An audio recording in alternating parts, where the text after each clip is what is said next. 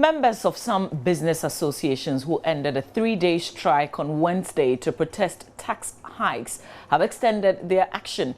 The Joint Consultative Forum, comprising about 5 business associations and led by the Ghana Union of Traders Association, GUTA, want government to reduce the taxes and new tariffs, which they say have choked the business environment. The businesses, including Food and Beverage Importers Association of Ghana and Institute of Freight Forwarders, did not state when they are likely to end the action. They say a decision to extend the strike is due to government's failure to address their concerns.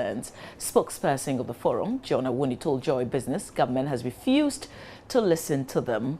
The business associations have indicated that as part of their demonstration, they will not pay taxes until government meets their demands.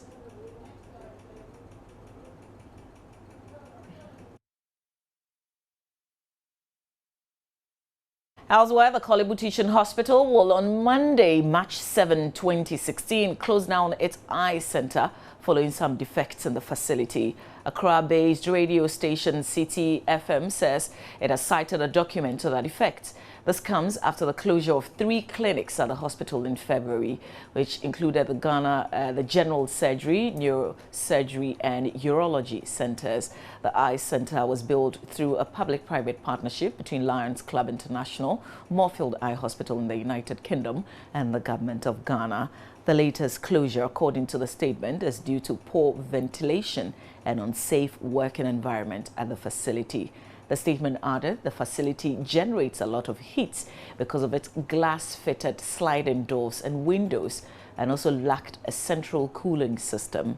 It also noted that several complaints by both staff members and patients to address the problem has yielded no results.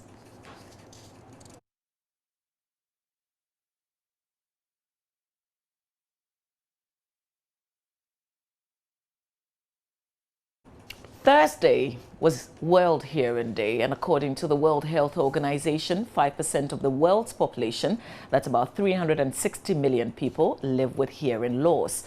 Uncontrolled noise presents a growing danger to the health and welfare of the nation's population, particularly in urban areas. Efwa Evans Chinri has been speaking with a section of Ghanaians on noise making in some parts of Accra.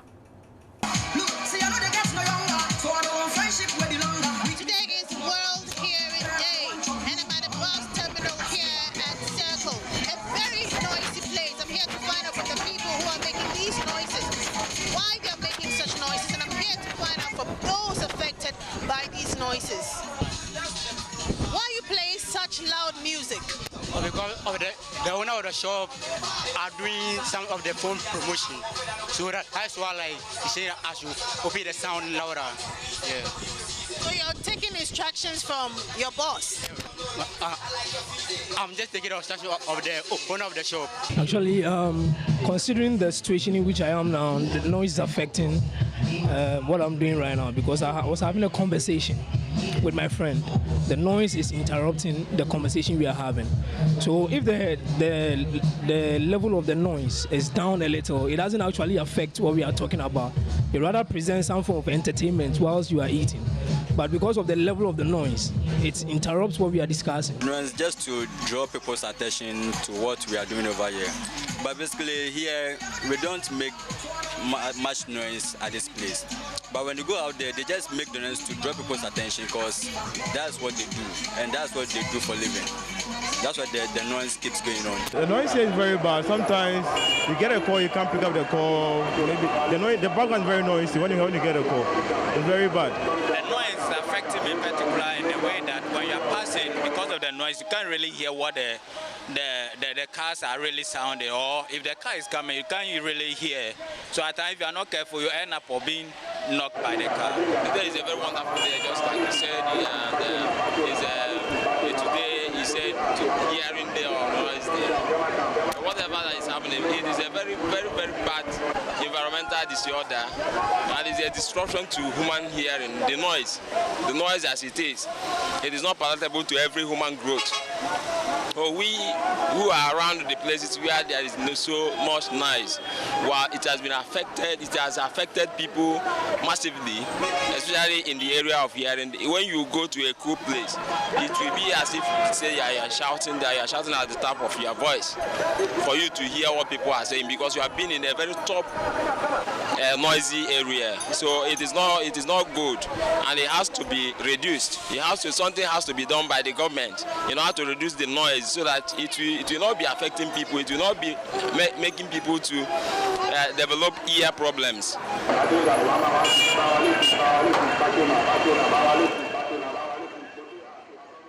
Meanwhile, an audiologist is warning that the trend of noise pollution in Ghana is assuming alarming rates. Jemima Finn, who spoke on The Pulse, says if urgent measures are not taken, many more Ghanaians will soon have hearing problems. Currently, we are worried as audiologists and hearing care professionals because aside the industrial noise, now we are making a lot of entertainment noise, personal noise and personal hazards to ourselves, because every time you see people walking around with earpieces and things in their ear. I'm guilty. Yeah. So now we are worried because for the future, people will turn out more with hearing problems. If somebody is wearing an earpiece and is walking by you or sitting by you and you can hear the sound from the ears, then it means it's too loud for that person. Okay. And depending on the number of hours of exposure or number of hours you wear the earpiece, then you are exposing your ear more to damage. Okay. And then we are not controlling noise in the environment. People are just having a small ceremony, you just mount big speakers, and the output is so loud and way into the night to disturb people. So it's causing hazard to those who are enjoying themselves and then to those who are not enjoying themselves. And Jemima Finn is also advising that law enforcers should get into the communities and enforce the laws on noise making. It will not be possible for all of us to be deaf, but we will have varying levels of hearing problems. And depending on the individual, it depends on your level of coping. People have different ways of coping. So you might have a hearing loss which is mild, but it will affect you more than it would affect me. So we'll be seeing larger numbers of people reporting for hearing problems. And then in the country, we don't have much interventions such as hearing aids to assist us. So then we'll be walking around mostly with hearing problems and it might affect our output. We need the law enforcers to do their job, because the AMA, when you go into the bylaws, they have levels that should be in the community, but they are not being observed. And then people have the liberty to expose the other people to noise because there's no control, there's no check on it. And then with the fashion of using the earpiece as well, we need to be educated upon. That's why we audiologists have taken upon ourselves that now we are going to make more noise so that people will prevent the problems that we are going to face in the future.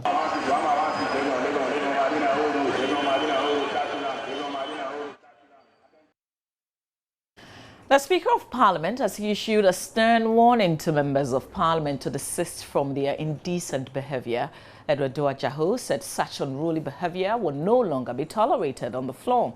This is the second successive time this past week that the Speaker is scolding the members of Parliament for their unruly behaviour. On Wednesday, he did not take kindly to Commissioner Tahir Hamon's reference to President John Dramani Mahama as a president with illusions.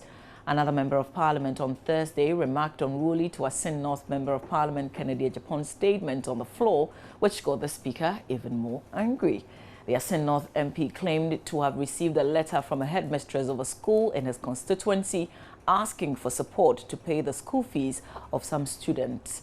Mr. Japan wondered how the president could paint such a glorious picture of the country in the State of the Nation address when the government has not even paid for the mock examination of some students. Another MP who was unhappy with the comment by Mr. Japan accused him of being a liar, but the Speaker was unhappy with that.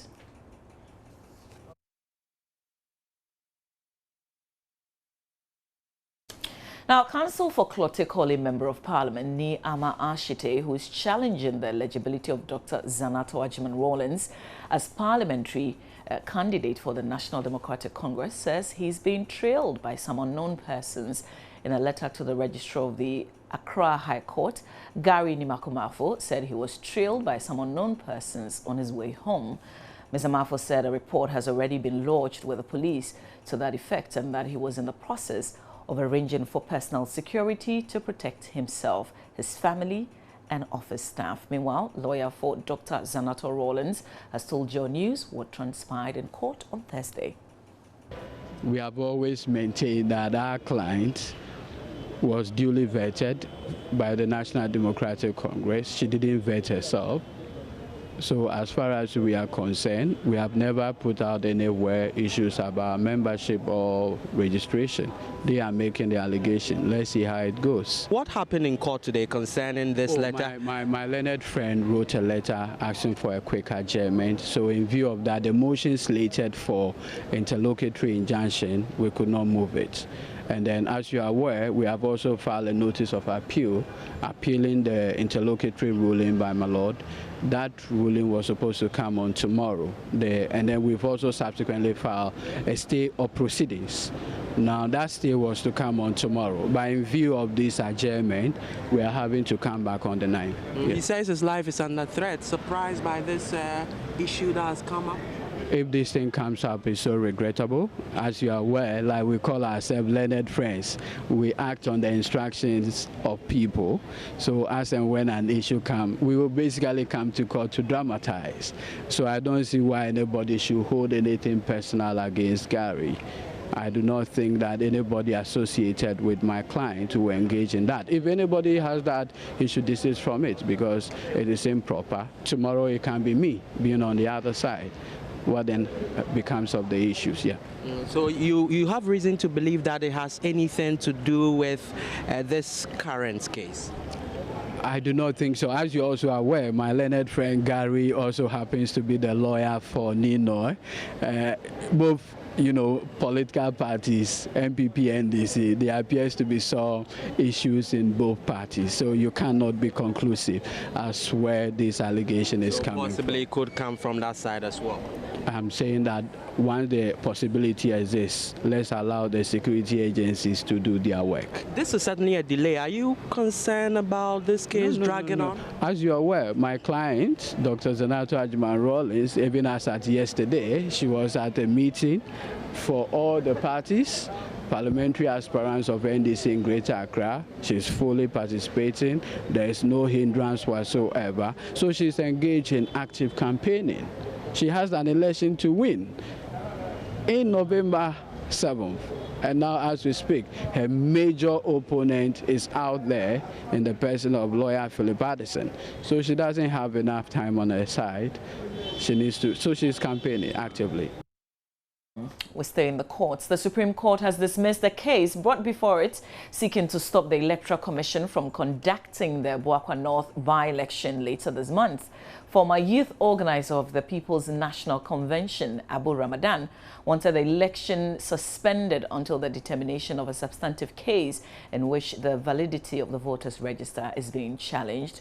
Though the court has deferred reasons for its ruling on Thursday, it says the EC should engage stakeholders on how to resolve problems identified with the current voters' roll.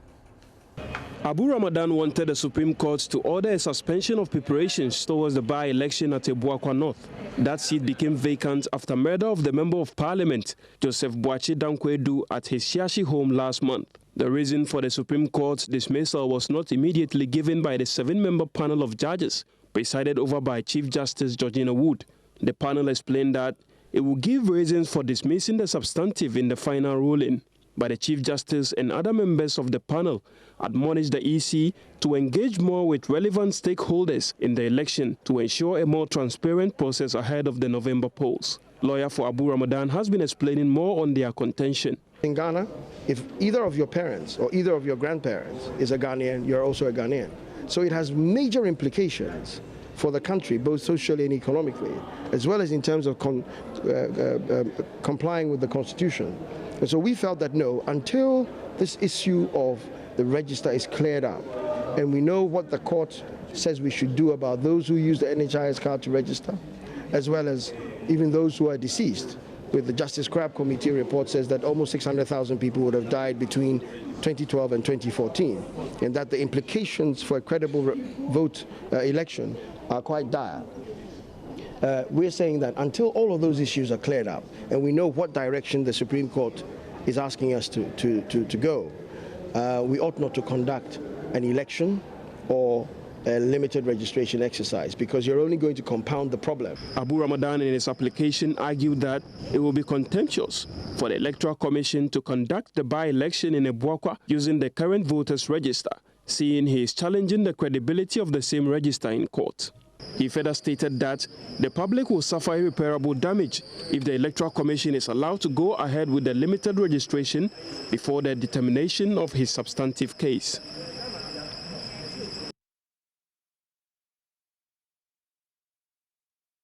Meanwhile, the CPP, the PNC and PPP say they are not contesting the Ebuakwa North seats. Now, Minister of Roads and Highways, Inusa Fuseni, has handed over the 2 Senchi ferries to the Ministry of Transport to be dispatched to other parts of the Volta region. The ferries became redundant when the Adome Bridge was reopened to traffic in December last year. However, months after the reopening of the bridge, the ferries were still docked on the Volta Lake. The move to put the ferries back to use follows a Joy News expose that the vessels were deteriorating after being abandoned on the lake. The 2 ferries were commissioned on 10th March 2014 to support transport services across the Volta Lake during the refurbishment of the Adome Bridge. About 2 months after the opening of the bridge, the vessels worth 10 million euros were still docked on the lake and risked permanent damage. A maritime expert who spoke to Joy News on condition of anonymity warned the ferries could collapse if they were left unnavigated for long. The Roads and Highways Ministry, which was managing the ferries, swiftly moved into action after the report to dispatch the ferries to Yeji and other parts of the Volta Lake as directed by the President to provide safe ferry services to the people.